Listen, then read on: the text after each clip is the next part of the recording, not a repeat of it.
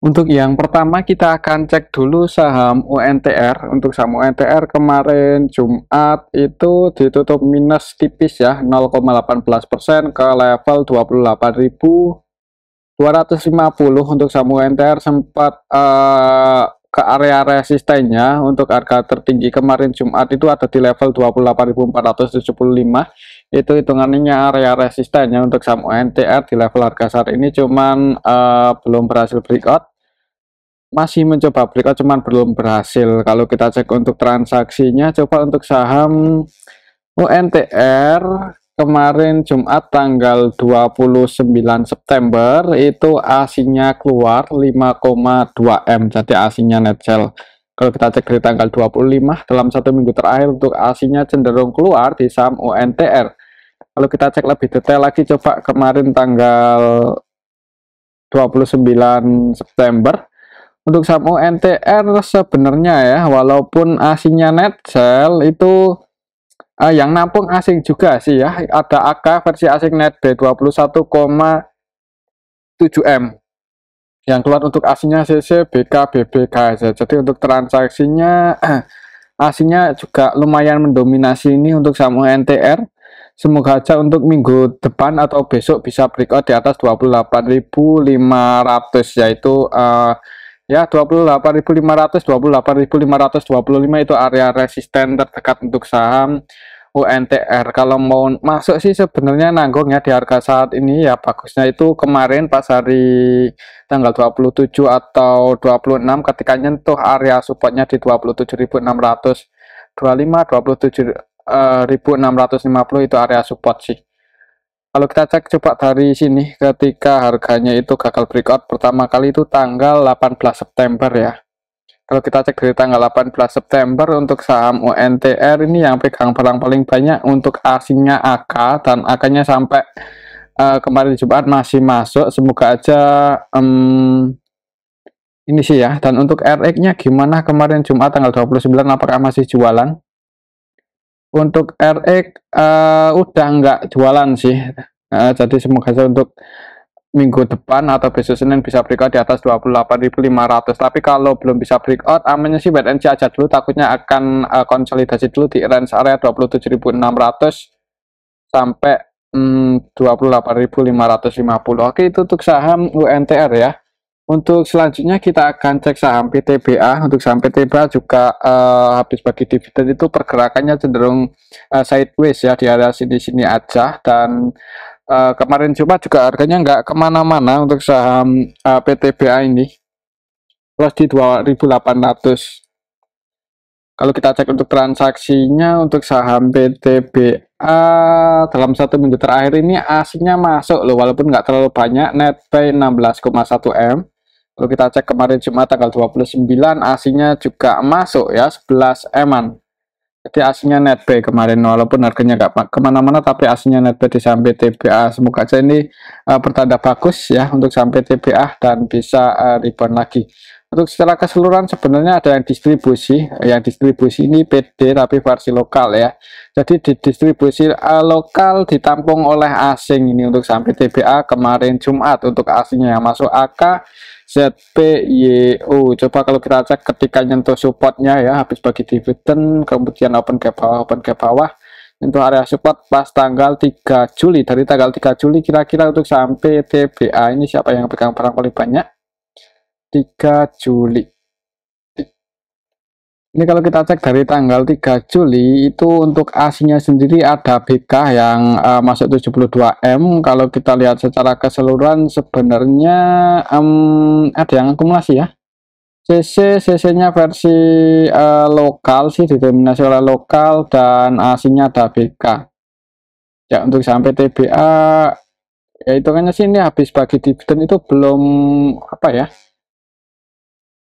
Ya masih cenderung sepi ya, tiap harinya itu nggak rame-rame banget, tapi hitungannya sih ada yang nabung, istilahnya ada yang ngumpulin barang lah ya di harga bawah. Jadi semoga aja untuk skenario nya itu habis bergerak sideways dari awal bulan Juli itu sampai hari Jumat kemarin, itu kemungkinan sih ya harganya kalau nggak akan konsolidasi di area sini-sini aja, malah ada kemungkinan naik sih, semoga aja sih seperti itu, selama nggak jebol aja ini di bawah 2650, 2660 ya, itu area support untuk saham PTBA. Oke, itu untuk saham PTBA. Kalau menurut saya sih skenario-nya akan cenderung konsolidasi dulu, habis itu malah naik. Kalau walaupun turun ya harusnya penurunannya itu nggak dalam-dalam banget ya. Kita tunggu aja, ada sentimen positif, ada kemungkinan bisa rebound ini untuk saham PTBA. Oke, itu untuk saham PTBA. Untuk selanjutnya kita akan cek saham ITMG. Untuk saham ITMG juga beberapa hari terakhir ini ya cenderung konsolidasi sih. Untuk kemarin Jumat akan naik 2% lebih untuk saham ITMG. Jadi beberapa hari terakhir itu untuk area supportnya masih di 28.350 ya, 28.400 itu area support untuk saham ITMG.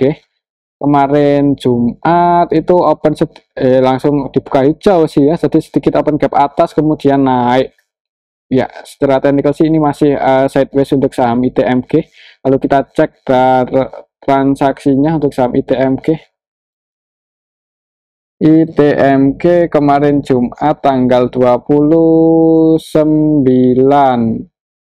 September secara keseluruhan sebenarnya ada yang akumulasi ya, jadi masuk itu ada naik itu ada yang akumulasi, dan asing ini yang masuk broker-broker asing ZP, AKBK kan asing, jadi asingnya netbuy ini akumulasi di saham ITMG. Untuk lokalnya jualan, lebih banyak yang jualan, jadi YU, XI, YP, CC, PD versi lokal jualan di tampung dan diakumulasi oleh asing. Untuk asingnya sendiri di saham ITMG kemarin Jumat netbuy 22,6 M. Semoga saja masih bisa naik sih kalau untuk saham ITMG ini bisa breakout di atas 29.350 ya. 29.350 itu hitungannya area resisten secara historinya untuk saham ITMG. Misal berhasil breakout di atas itu ada kemungkinan akan tutup gap ya, yang ini yang pas bagi dividen terakhir itu kemarin tanggal berapa, 13 September ya dividennya, jadi ada kemungkinan akan ngejar 30 ribuan lagi sih untuk saham ITMG. Semoga aja sih seperti itu, apalagi kemarin asingnya masuk lumayan ya kemarin Jumat. Oke, itu untuk saham ITMG. Untuk selanjutnya kita akan cek saham Pegas ya. Untuk saham Pegas kemarin belum sempat kita bahas. Untuk harganya beberapa waktu terakhir ini berada di area sini-sini aja ya, naik turun di area 1370-an. Untuk resistennya sih masih sama di 1350 ke bawah ya. Itu sih kesempatan buat entry sebenarnya untuk saham Pegas kalau sampai turun di bawah 1350-an. Kalau kita cek untuk transaksinya, coba untuk saham Pegas untuk asingnya sendiri kemarin Jumat net sell 7,3 M. Kalau kita cek dari tanggal 25 dalam satu minggu terakhir untuk asingnya net sell 1,5. Jadi kadang masuk kadang keluar ya untuk asingnya di saham Pegas. Kalau kita cek lebih detail lagi untuk Pegas kemarin tanggal 29 September secara keseluruhan sebenarnya untuk asingnya sendiri ada AK ya, yang kalau kita perhatikan AKZP ini cenderung distribusi sih untuk saham Pegas. Kemudian yang nampung BK. Untuk lokalnya netbuy, kalau kita cek dari tanggal 21, coba siapa yang pegang barang paling banyak untuk saham Pegas. Untuk asingnya BK ya, cuman ini AKZP terus jualan di saham Pegas. Secara keseluruhan juga sebenarnya untuk saham Pegas ini ya, ini sih didistribusi oleh BB, AKZP, BB-nya BB versi asing dan lokal untuk saham Pegas ya. Mungkin buat patokan secara teknikal aja ya untuk saham Pegas itu. Hitungannya sih secara historis, secara teknikal ini udah berada di bottom, jadi kalaupun mau masuk seharusnya kalau bisa dapat posisi di bawah 1350 ya, resikonya nggak terlalu gede ya. Tapi untuk besok kalau masih sepi sih kayaknya cenderung nggak kemana-mana untuk pergerakannya ya. Kalaupun turun ya paling ini sih ke area 1350-an. Oke, itu untuk saham Pegas ya. Kalau buat naik kayaknya nunggu dulu ya, apakah besok itu akan liquid atau enggak, soalnya kemarin Jumat juga masih cenderung sepi sih untuk saham Pegas ini. Kalau kita cek kemarin Jumat tanggal 29 untuk saham Pegas itu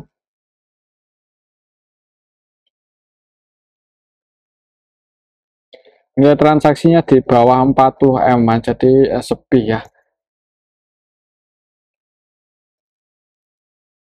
Oke, yang ini nilai transaksi AKC cuma 7,6, jadi nggak ada yang apa ya menggoreng atau meramaikan saham Pegas lah, masih cenderung sepi. Oke, itu untuk saham Pegas. Selanjutnya kita akan cek saham Inco. Ini jarang kita bahas ya untuk saham Inco, tapi harganya udah mulai turun ya, udah cenderung downtrend ini. Kalau kita cek dari awal Agustus itu harganya cenderung turun terus. Kemarin Jumat sempat naik sih ya, sempat langsung open gap atas, opennya itu langsung di 5.700-an, 5.725 untuk harga pembukaan untuk saham Inco, tapi habis itu langsung turun lagi, kayaknya mau naik itu masih agak berat. Untuk secara teknikal tuh supportnya sih ada di area sini di 5.400-an lah ya, 5.400 itu area support. Jadi kalau mau entry mungkin di saham Inco bisa pertimbangkan area supportnya ini 5.400 kalau turun ke area situ. Untuk trennya sih ini kayaknya udah apa ya, cenderung ke bearish lah ya. Ini soalnya ketika ini support yang waktu itu di 5.800 5.900-an itu jebol, turun lagi ya. Kalau mau uji supportnya lagi ya ini ke 5.400. Coba kalau kita cek untuk transaksinya untuk saham Inco, padahal untuk Inco itu fundamentalnya lumayan menarik loh. Untuk aslinya masuk kemarin Jumat netbel 8,4 M. Kalau kita cek dari tanggal 25 untuk aslinya terus masuk di saham Inco ya, jadi turun itu disertai dengan akumulasi oleh asing ini untuk saham Inco, jadi bisa dilirik lah atau dimasukin ke list mungkin buat teman-teman yang suka buat ngikutin asing. Untuk kemarin tanggal 29 didistribusi oleh BB, dan BB yang jualan itu BB versi lokal dan asing ya. Untuk asingnya net sell 3,2 M BB versi asing, sedangkan BB versi lokalnya net sell 9,5. Untuk asingnya sendiri sih secara keseluruhan net B ya, CCYU masuk. Kalau kita cek di tanggal 25 ACC ya terus masuk di saham Inco, jadi hitungannya sih ada yang akumulasi ini ya, yang akumulasi asing ya, CC asing, dan yang distribusi ini lokal BB, LG, IF, YU versi lokal itu jualan di saham Inco.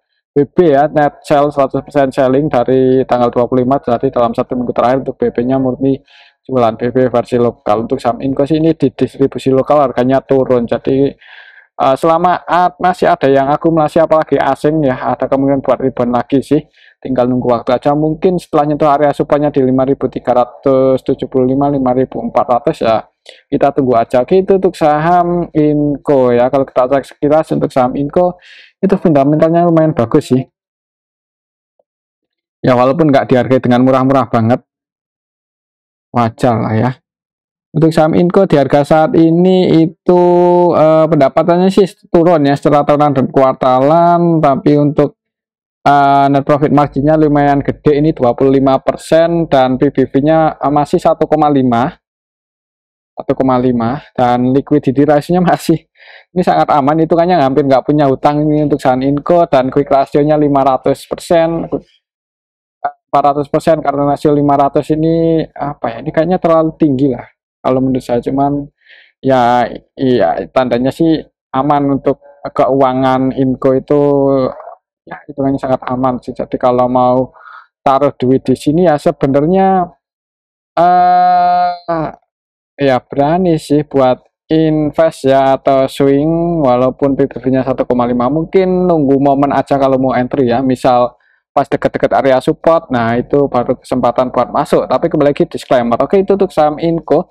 Menurut saya sih untuk besok kayaknya kalau nggak konsolidasi sideways ya, ada kemungkinan apa ya, kalau turun yang uji supportnya ini di 5.400. Oke, itu untuk saham Inco ya. Selanjutnya kita cek saham NCKL. Ini udah lama banget kita nggak cek ya, ini saham yang belum lama IPO sih, tapi kemarin itu sempat mencoba naik ketika nyentuh resistennya di 1190, gagal breakout turun lagi, dan kemarin Jumat berhasil jebol support secara Fibonacci-nya di 100 di 1100, dan close-nya ya ini sih yaitu ini close hitungannya di area support history di 1080. Jadi untuk 1085 sih. Jadi untuk besok Senin mungkin ya perhatikan aja level ini 1080 apakah jebol di bawah itu atau enggak. Kalau sampai jebol dan konfirmasi breakdown di bawah itu ya bisa tunggu aja di area 1025-an ya, 1025-an itu area support selanjutnya. Misal besok Jumat untuk saham NCKL masih turun tapi kalau langsung naik semoga aja ya bisa ini ngejar lagi 1190. Coba kalau kita cek untuk transaksinya NCKL kalau dalam 1 minggu terakhir ini sih net sell 23M, untuk kemarin Jumat juga net sell ya, jadi kemarin Jumat di distribusi asing untuk saham NCKL aslinya keluar harganya turun. Untuk aslinya yang keluar itu AK ya, kemarin Jumat bukan AK sih ini, kalau tanggal 25 tanggal 20 AK keluar 3,5, cuman yang paling banyak jualan itu ZP nya net sell 21,5M, dan yang nampung untuk aslinya enggak ada yang nampung banyak sih ya, cuman 400-an juta aja untuk ditampung lokal ya. Di distribusi asing ditampung lokal harganya turun. Kalau kita cek coba dari tanggal 1 September untuk saham NCKL ini secara keseluruhan untuk aslinya net sell, cuman ada BKRX yang masuk sih, untuk lokalnya net B. Mungkin buat patokan ini aja ya untuk saham NCKL. Untuk aslinya sendiri sih net sell dalam 1 bulan terakhir, cuman untuk besok Senin selama masih bisa bertahan aja di atas 1080 semoga masih bisa naik lagi ya, perhatikan saja di awal market. Oke, itu untuk saham NCKL. Untuk selanjutnya kita cek saham Doh ya, ini saham yang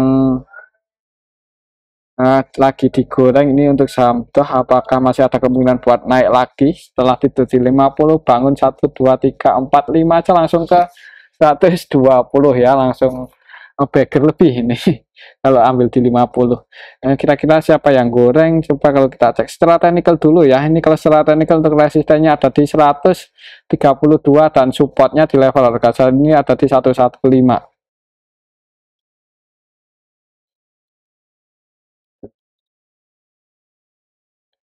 Doh kemarin Jumat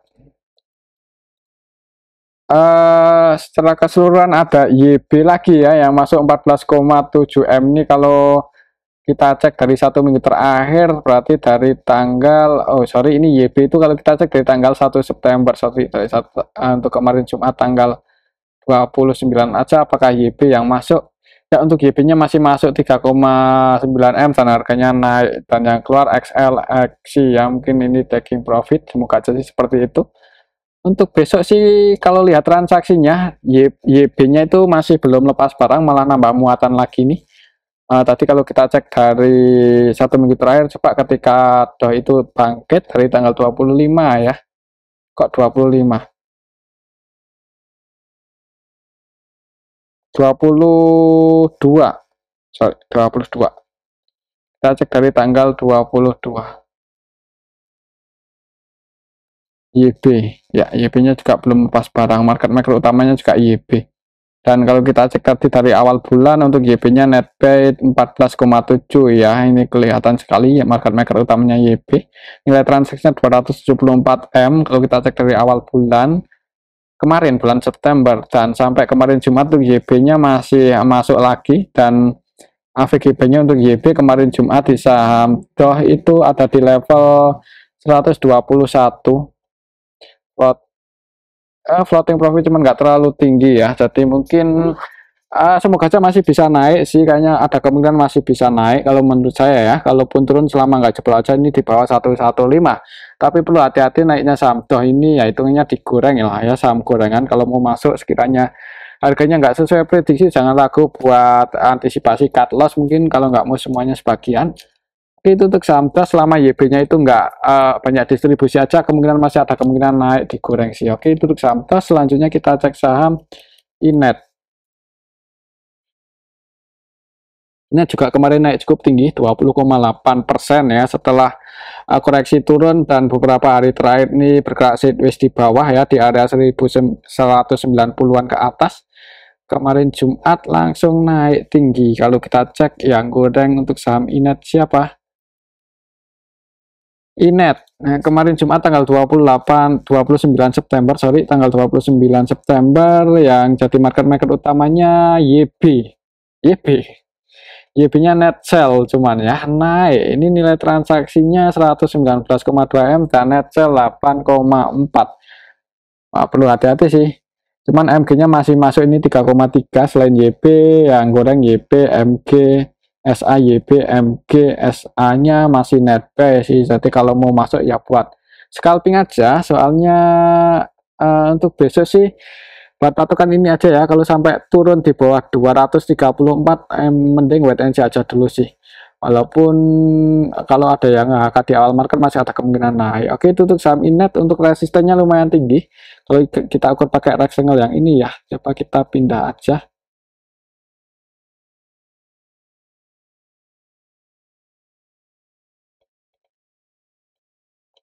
Hmm, kayaknya kurang pas. Ya, ini sih. Kalau tadi aja mungkin buat patokan kalau langsung di kamera dan jebol di bawah 234 mending wait and see aja dulu, tapi kalau langsung naik ya semoga aja bisa ke 240-an lagi. Oke, itu tuh saham Inet dan mungkin ini aja dulu untuk analisa kita pada video yang ini ya, semoga bisa bermanfaat. Tetap disclaimer, terima kasih.